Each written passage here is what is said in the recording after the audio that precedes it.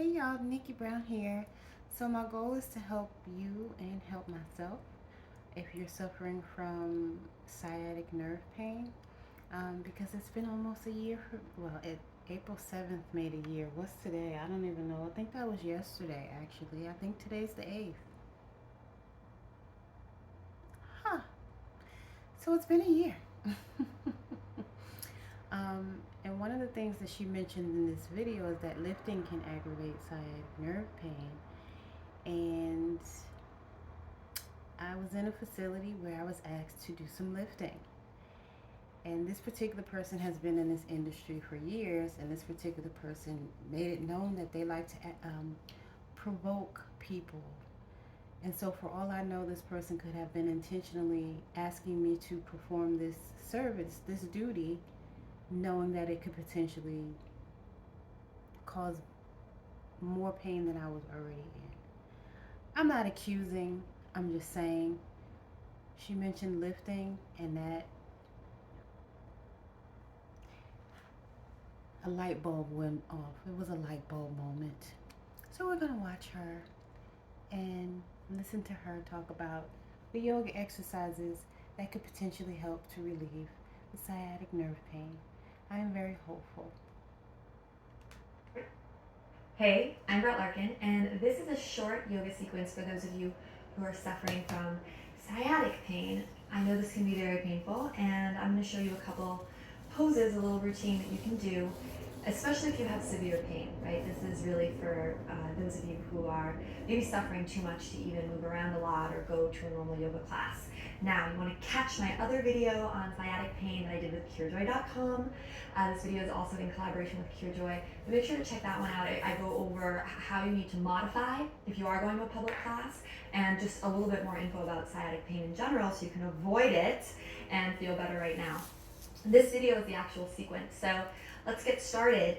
The first thing we're going to do is just lie down, face down. So a really important thing to know about having pain is that you may feel it in your thighs or your seat or anywhere down your leg really, but that the pain is in your low back, and that's the area where we need to focus. You're going to take your elbows wide, stack the hands on one another, and put your forehead on your back of your hands.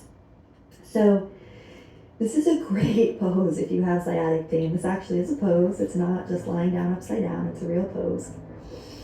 Just take a couple deep breaths here. So I talk about this in the other video too, but you really want to avoid forward folding at all costs when you have sciatic pain. Back bends to strengthen the low back and kind of just bring more mobility there are a good thing, but forward folding is absolutely something you don't want to do because you could actually further damage yourself and slip a disc. So just take a few more deep breaths here. Okay, so for our first pose, we're just gonna let your right hand be long, and you're gonna kind of roll over onto your right side. So you're just lying down, you're just resting the head on the bicep. And place the left hand down. Now you're gonna take the left knee and sneak it up by your chest.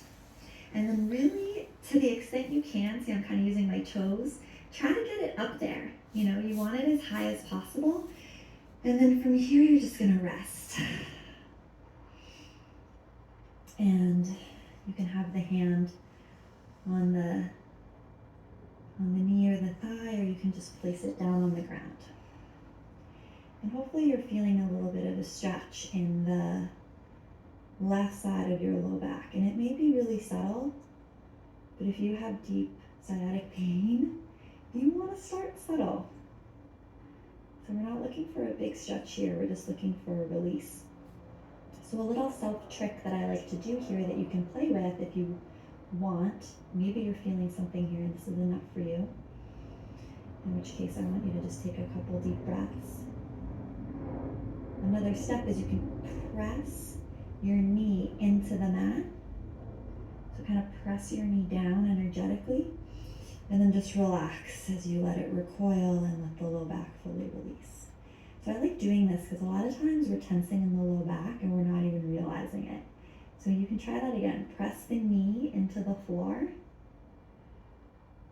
And then as you stop pressing the knee into the floor, see if you can uncoil and relax into the pose a little bit more. So you can see I kind of am, even here, I'm relaxing and I'm finding ways to move deeper. Good. So press the knee into the floor. And then just let the low back widen and release. So this is really subtle. You know, we're not moving around a lot here. You're just kind of adjusting and getting deeper into the pose. Okay, take a few more deep breaths.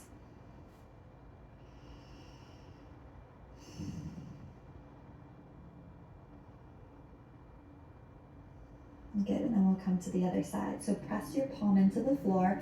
Again, a lot of the reasons why you may have sciatic pain is because you weren't moving mindfully or you picked up something heavy. So really go mindful here. Slide the leg back really slowly. And then we'll take it to the other side. So this time left hand reaches forward, left head on the bicep. You're going to sneak the right knee up. So I'm actually going to turn around so you can see me. But sneak the right knee up as high as you can. Good. Left leg is long and you're using that right hand for balance. Good, and then you can use that same little trick to ease deeper into the pose. So press down into the right knee, kind of press it into the floor just energetically. This is subtle. And then as you stop pressing the knee into the floor, see if you can widen the knee or just feel the low back release a little bit. And again, you don't have to stay static here. Readjust, you know, we're looking for a stretch on the right side of the low back. Once again, right knee presses in. And release. Good, adjust. So this is something that you can do in bed. You can do this while watching TV if you set up your laptop in the right place. Being in this position is really healing. And again, pressing in with the knee and then exhaling and thinking of releasing and letting the low back widen and readjusting is great. So my biggest message to you with all these poses, but especially this one, is to really make it work for you, make it feel good for you by making lots of tiny adjustments. So don't just pull your knee up and hold, you know. Start to wiggle around, move around, see what's going to feel best for you. Last big breath. Okay, let's go into our next pose. Again, we'll press down into the right hand. We'll gently, slowly glide that foot down. Good, and come back. And we're going to lie face down again. Come back to kind of our original position. And you can have the forehead on the hands. And you're just going to lift one leg. So I'm just pressing down into the floor. So my hips are pressing into the mat. I'm lifting the right leg. Then I'm slowly lowering it back down. Good. I'm going to do the same thing with the left. And slowly lowering it back down. So you're going to alternate a few times. And this is just going to strengthen the low back. And make sure to draw your navel up and in as you do this. Really think of pressing your hip points on the floor. If you're kind of bony, you can always have a blanket underneath the hips here.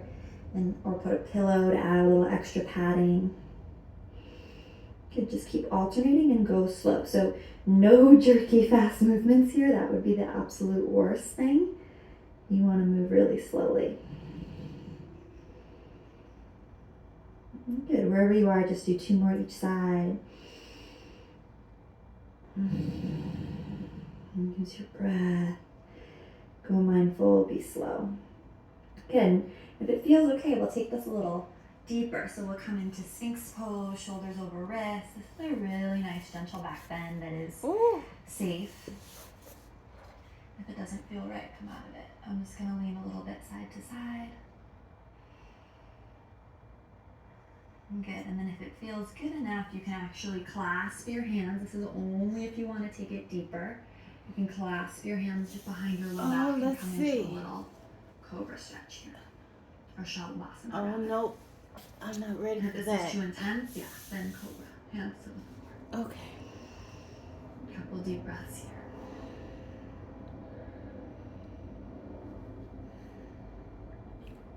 So recovering from any injury is really just about listening to your body more than anything else. So you know, the important thing is we don't want to forward fold. Don't overdo it. If you can't keep up, then do what your body can do. Movement of lifting. The more you do it, the more you'll heal. And right leg here. It's feeling a little much for me, so I'm going to do this in Cobra instead. Slowly lifting. Slowly lifting. Okay, let me see. Good. Let's do 2 more each side. Doesn't matter if you're still in the Sphinx pose with the elbows down, or if you're in the Cobra, or if you have the hands clasped behind the back. You know, just do whatever works for you. Good. Last one wherever you are. Take the forehead to the floor and rest. Good. Elbows wide. Deep breath in. Deep breath out. Deep breath in. Deep breath out. Good. All right, so we're slowly going to press ourselves up, and we're going to come into all fours. So that's always the safest way to kind of transition. Come to all fours first. Ooh. And then we're just going to transition into kind of an equalizing pose. And I'm going to show you from the back because it's going to be clear. You're going to take your heels wide, and you're going to try to place your seat between your heels. Now, if this is not possible for you, you can just sit on the heels. That's fine, right? Or I've stashed a little pillow here, and you can always take this pose also sitting on something like your couch cushion, and then you're just going to rest the hands on the knees. So this is a nice stabilizing position after the back bend. So whether you're up on the pillow or just have the seat directly between the ankles, again, just hands on knees. Take a couple slow deep breaths. Whew. This hurts, so I'm gonna come out of it. Feel your tailbone grounding down, your navel pulling up and in.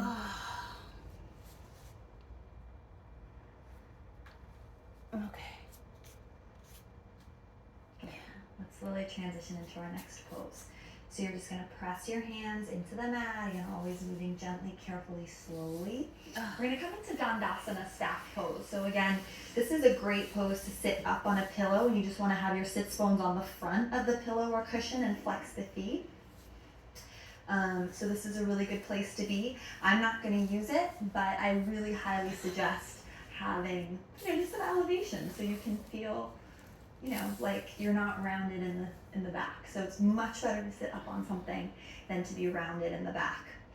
So first we'll take a deep breath here. First pose, really easy. We're just going to walk the hands to the left. We're going to do both sides. So, if it's easier for you to face the laptop or whatever you're watching this on one way, do that way first. Inhale, and just exhale, twist. Really gentle twist.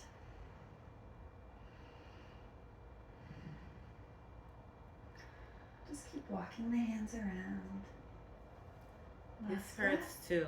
Good, let's take it to the other side. So think tall spine first, the sitting bones pressing down into the pillows or whatever you're sitting on.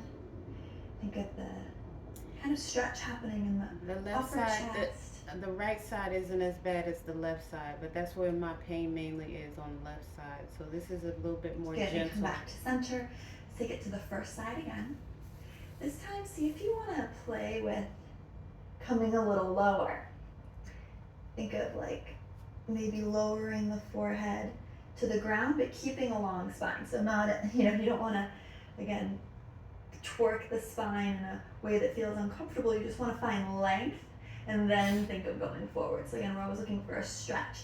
And then root the opposite sitting bone of whatever way you're twisting down away from you. Good, let's do a little bit deeper to the other side. So first tall, up first, then twist. Maybe lower the hands a little bit more.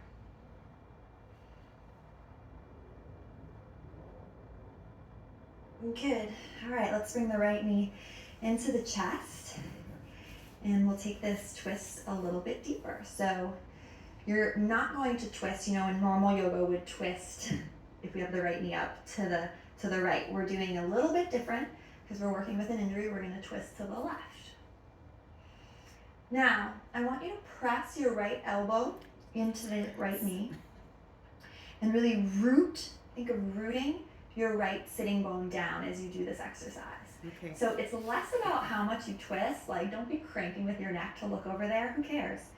Have the neck be neutral, really press the right elbow into the knee and root the right sitting bone down. So I want you to be thinking about the triangle that is your low back, kind of this half triangle sacrum area, as getting larger and wider. And this is energetic work. This is not obvious, it's not gross, it's subtle.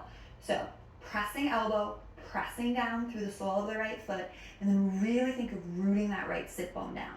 It should feel good. It should feel like the low back's opening. 2 more breaths.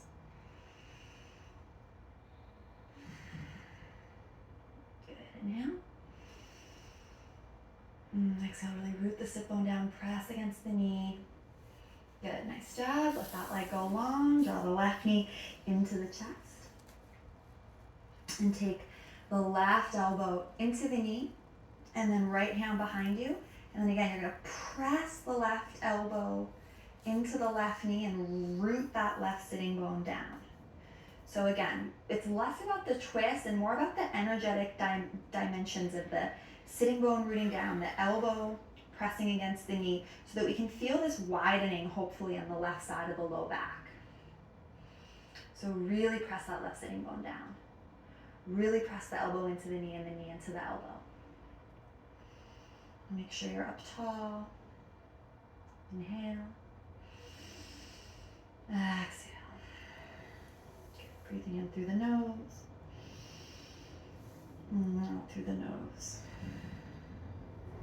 Good. Last time, breathe it in through the nose. And out through the nose.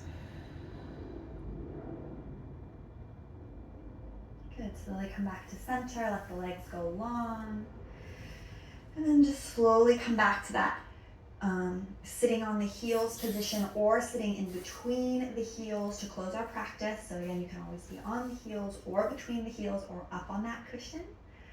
And just place your hands on your thighs. Take a deep breath in. Feel the sitting bones root down.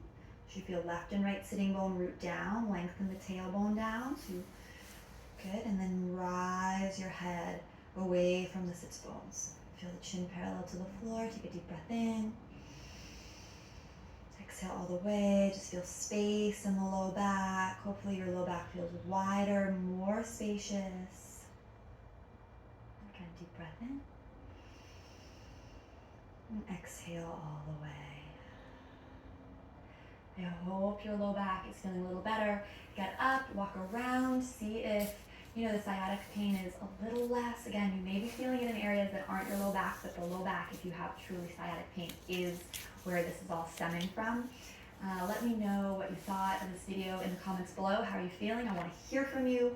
And make sure to give this video a thumbs up if you liked it, if you want to see more stuff on sciatica. If you have questions, again, let me know in the comments, and subscribe to my channel if you haven't already for more free yoga and meditation. Here with me on YouTube, jump over to my website to get tons of free goodies like my free yoga for abs class.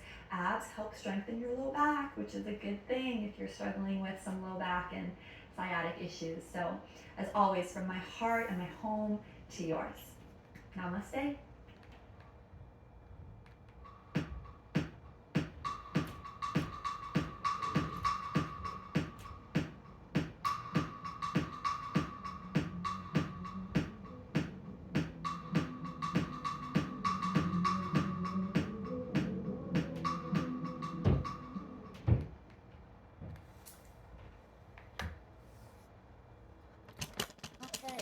So that was Brett Larkin. Those stretches felt, except for that last one, well, there was another one. But in healing your sciatic pain, do what your body can do. If you're not able to hold the stretch, then relax.